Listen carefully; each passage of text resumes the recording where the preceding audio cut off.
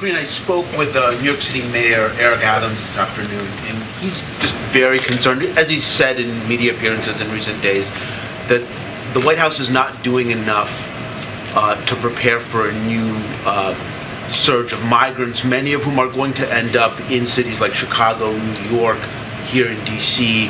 And as you know, it's not just DeSantis and Abbott sending buses of migrants to these cities. It's Jared Polis, a Democrat in Colorado as well.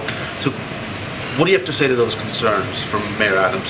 Look, here's what I would say, and I answered this question with one of your colleagues, which is we believe, and we have seen the numbers and the data, that the border enforcement measures have dramatically reduced the number of people attempting to enter the country unlawfully. And I just mentioned the parolee program that was extended to Cuba, Nicaragua, and Haiti, and how we've seen those numbers come down by 89%. And so that's because of the measures that the president has put forth.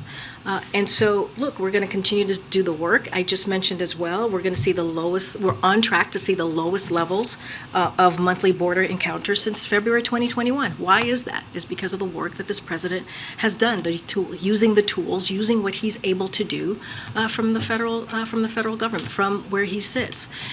Look, you know, when the president walked in, the very first piece of legislation that he put forth was an immigration reform bill. That's how seriously he took this.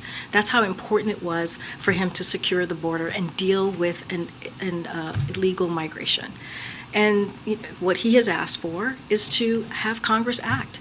And I know you mentioned a couple of Democrats, but the vast majority of folks who have been pushing back against this have been Republicans. We've seen very, very, in a stark way, the political stunts that they have taken. So, look, he's willing to work on this. He has said this many times. He's willing to work in a bipartisan way to get this done. But in the meantime, he's going to take actions, as we've seen, and those actions are actually working.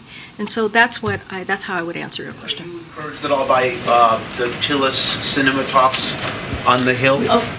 Yes, we are encouraged by those conversations. This is what we've been asking, right? We've been asking for Congress to take action, to really take this in a serious way. And so we welcome that. We welcome conversations that are currently happening on dealing with immigration reform in a real way.